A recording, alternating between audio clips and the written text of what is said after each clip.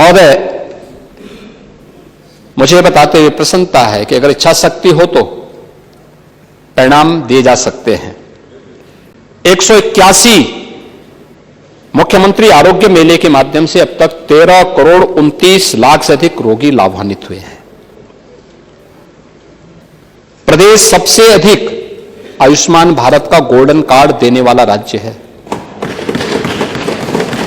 मुख्यमंत्री विवेकाधीन कोष से पिछले 8 वर्ष में लगभग 60,000 से अधिक जरूरतमंद लोगों को 1215 करोड़ रुपए की धनराशि बिना भेदभाव के इनके अकाउंट में दी। कोई सदस्य जिसने भी पत्र लिखा उसके लिए बिना किसी सिफारिश के पैसा उसके खाते में पहुंच गया, जिसने भी लिखा। आज सभी 75 जनपदों में डायलिसिस की सुविधा, एमआरआई और सीटी स्कैन की सुविधा वहां पर उपलब्ध कराई जा रही है, या उसका जो भी सहयोग है वहां पे उनको जिले में प्राप्त हो जा रहा है। वर्तमान में प्रदेश में 80 मेडिकल कॉलेजेज हैं, जिनमें 44 राज्य सरकार के द्वारा संचालित हैं और 36 निजी क्षेत्र के हैं। और मुझे बताते हुए प्रसन्नता है कि इस बजट में हमने बलिया में और बलरामपुर में मेडिकल कॉलेज के लिए व्यवस्था का प्रावधान किया है। बलिया में भी मेडिकल कॉलेज बने। आप लोग तो बलिया को ही यूपी से अलग कर दिए थे और भेदभाव कर रहे थे, लगातार सारी चीजों से विकसित करते थे। अरे आप लोग करते थे, आप तो जेपी के गांव को ही भूल गए थे। कनेक्टिविटी हमने दी। पता नहीं परिवहन मंत्री यहां है कि नहीं है, लेकिन परिवहन मंत्री गाड़ी वहां चलाए, ये पता नहीं बोलते नहीं। उस दिन हमेशा एक प्रश्न का जवाब एक ही, यानी अलग अलग सदस्य अलग अलग प्रश्न पूछ रहे थे लेकिन एक ही जवाब दे रहे थे। इनको बोलना चाहिए था, आप लोगों का जवाब देना चाहिए था कि जेपी के गांव को पहली बार बस सेवा से जोड़ने का काम इस सरकार ने किया है। जेपी में जयप्रकाश जी ने 1977 में उस समय के प्रदेश सरकार को लिखा था कि मेरे गांव में एक प्राथमिक स्वास्थ्य के एक स्वास्थ्य केंद्र है, अगर हो सके। उनकी पत्नी तब तक दिवंगत हो चुकी थी, तो उनके नाम पर उसको रख दिया जाए। आप लोग कभी नहीं किए और मुझे प्रसन्नता है हमने किया है, हमारी सरकार ने किया है। आप लोग ऐसे ही, आप लोग देखिए महापुरुषों के नाम को ऐसे ही बुलवाते हैं। आप लोग तो जेपी को भूल गए, लोहिया को भूल गए, सबको भूल गए।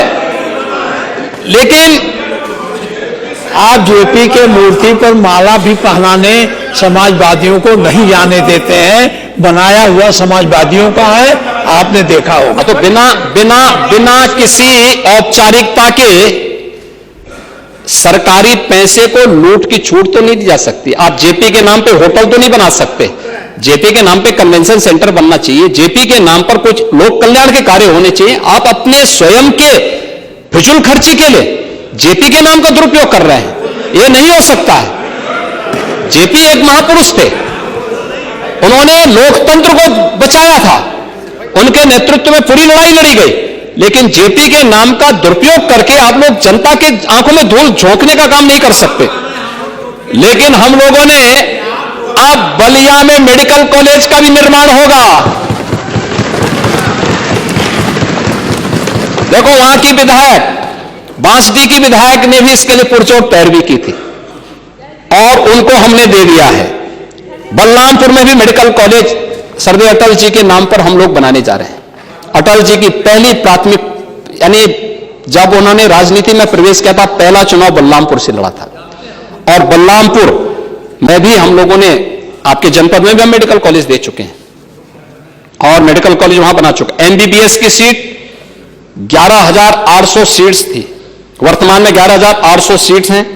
पीजी की 3,971 सीट है और 25-26 में हमें यूजी और पीजी में हम लोगों ने अतिरिक्त सीट्स जोड़ने की घोषणा की है, जिसके लिए हम लोग पूरे उसके साथ काम कर रहे हैं।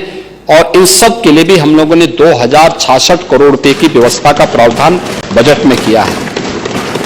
महोदय, कानून व्यवस्था के बारे में यहां पे हमारे नेता प्रतिपक्ष उपदेश दे रहे थे और मैं देख करके भौचक था।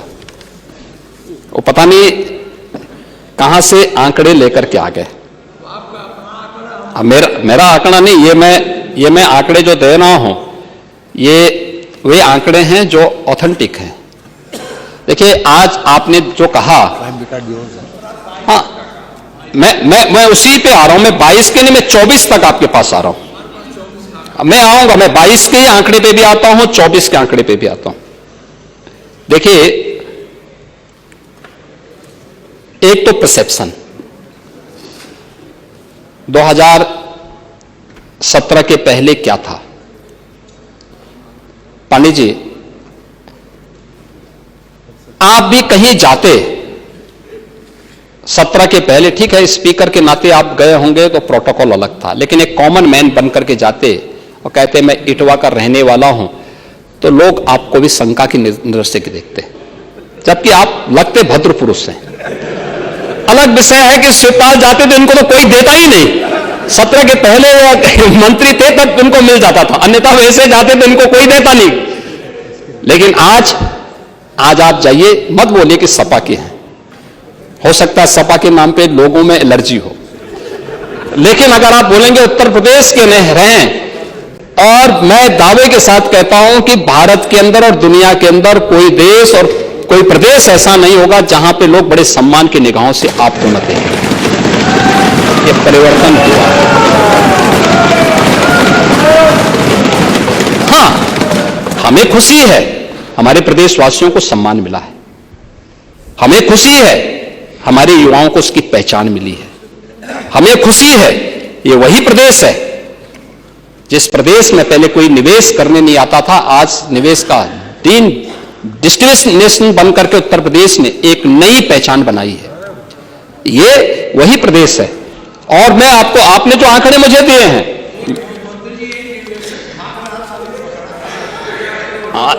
मैं कह रहा हूं भाई एमओयू कोई भी कर सकता है, लेकिन उसका एमओयू जमीन पे नहीं आया, उसको सरकार ने सम्मान नहीं दिया।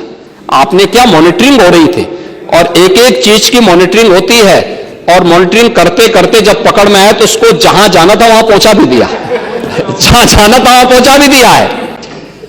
लेकिन आपका भी नमूना देखने को मिला है, जिसके खिलाफ एफआईआर दर्ज करने का मैंने आज आदेश दिया है। यह अनसल तो आप ही की उपस्थिति थी, आप ही के समय में उसके सारी इलीगल मांगों को पूरा करके निवेशकों के साथ और होम बायर्स के साथ धोखा हुआ है। ये सब समाजवादी पार्टी के समय में सारे काम हमारे सामने, हमने कभी उसको ध्यान को नहीं किया। आपने उसके लिमिट को बढ़ाया था, हमने उसको घटाया था, और शिकंजा कस करके आज उसको इस स्थिति में पहुंचा देंगे कि अगर एक भी होम बायर के साथ धोखा किया तो सारी प्रॉपर्टी को भी जब्त कर लेंगे। किसी होम बायर के साथ खिलवाड़ नहीं होने देंगे। लेकिन मैं इस बात के लिए भी आश्वस्त करूंगा कि अगर किसी को गलतफहमी होगी कि किसी गरीब का पैसा या किसी नागरिक का पैसा लेकर के वह कहीं भाग जाएगा, तो पाताल से भी उसको निकाल करके लेके आएंगे और सजा दिला देंगे, और सबको हम गारंटी देंगे कि उसका पैसा उसको मिल जाए।